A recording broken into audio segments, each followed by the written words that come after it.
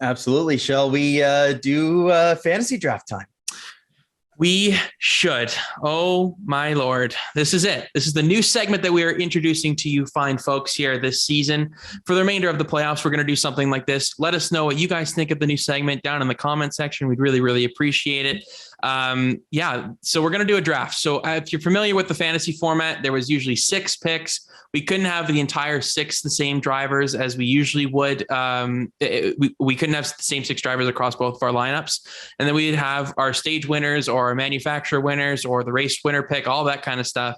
We're going to throw that out the window because it was getting a little too similar with what we were doing. So we're going to go 5 picks each. We're going to go, are we going to go snake style or do you want to go back snake style? Yeah. Perfect. And then, back and forth here and we'll see who has a better lineup after we'll accumulate the results. We'll let you know next week who won between the 5 picks who collected the most points at Darlington for this weekend.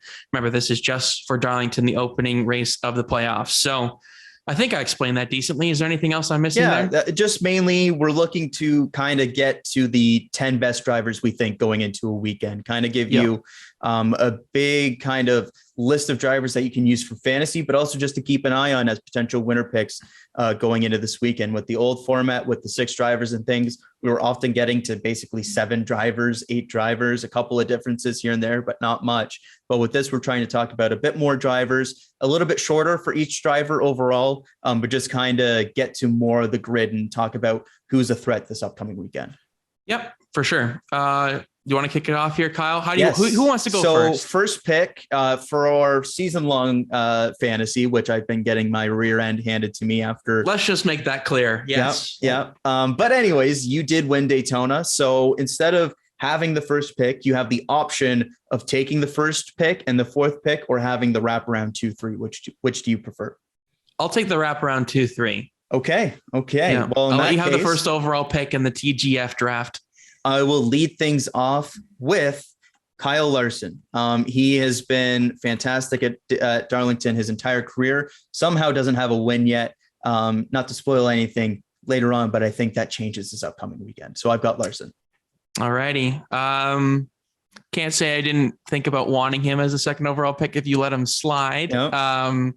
But I will be taking the number 11 of Denny Hamlin as my first overall pick, second overall technically in the draft. I think the 11 car has just been so good in his career. I love that he's running the Xfinity Series race this weekend. Yep. I think that's a little bit of a bonus, just getting some laps on a track. I know it's 500 miles. You get a lot of laps around Darlington, but I think that the added track time will pay dividends. And he does have 2 wins here over the past 7 races. So that's not too shabby either. So the 11 car is my first pick.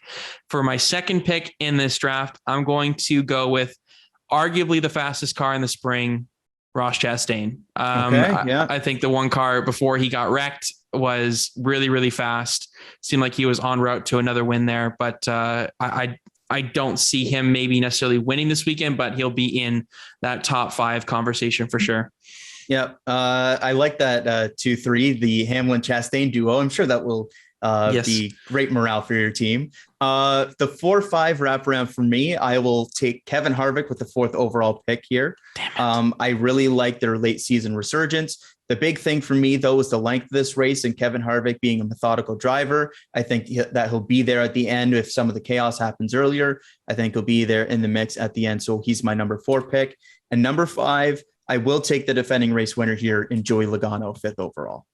Well, he's not necessarily the defending race winner because he won the spring race, but that's not necessarily the last season. Okay, technically. Race. Okay, whatever. The most recent winner at Darlington. Is that better? There we go. Okay. He's got it. He's on it. Alrighty. I got to see who's left. I got to refresh my brain here on who we have left here in the draft. Yeah. So far the top 5 picks were Larson, Hamlin, Chastain, Harvick, Logano.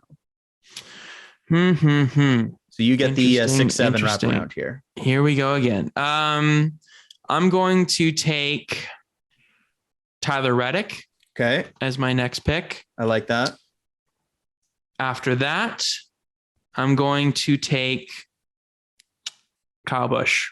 Okay. I think both of them are going to have pretty solid weekends. Kyle got involved in a wreck in the spring with Keselowski after he got in the wall. It seemed like he had a pretty fast car before that. And Reddick is always good at riding the rim here at these kind of, high tire wear, off throttle races. He finished second in the spring too. Of course, Byron got wrecked out there, so he was running third, but second nonetheless. I think he could be a dark horse there for the win this weekend. All righty. I like that back-to-back. 8-9. I'm going off the board because it's 2 non-playoff drivers. Martin Truex Jr. is my 8th pick. No. And 9th, I'm taking Eric Jones as my 9th overall pick.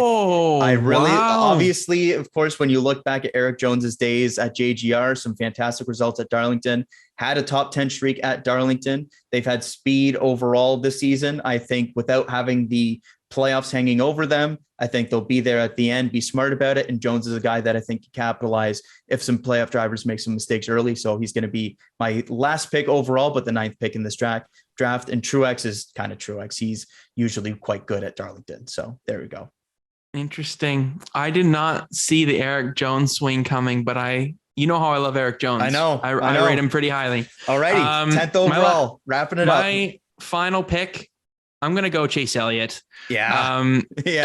He's sitting there 10th overall. I have to take him. We'll just see what happens with the 9 car. I don't necessarily think this is his greatest track. Yeah. Hasn't had great Darlington results, but it's Chase Elliott. It's Chase Elliott. He won that Xfinity Series race in 2014. And that's all I remember him about. When Probably should have won Darlington Southern 500 a couple of years ago, whenever it was, when he had the little kerfuffle, shall we say, with Martin Truex Jr. Yeah, that was the fantasy week where I think you had both of them in your lineup. I had both of them in my lineup, and you didn't have either. Wrecked each other. And I lost. Yeah. Let's hope that's not the case this time. But at least we're split on Truex and Elliott this weekend. I don't imagine Truex will be getting into the playoff. You're the one with Hamlin and Chastain, so I am taking the risk. I'm taking the new kind of Elliott Truex in this scenario. But that'll do it for the inaugural TGF draft. Nice and sweet, nice and simple. And that was good. I like that we'll have the picks online so you can see them out in visual form.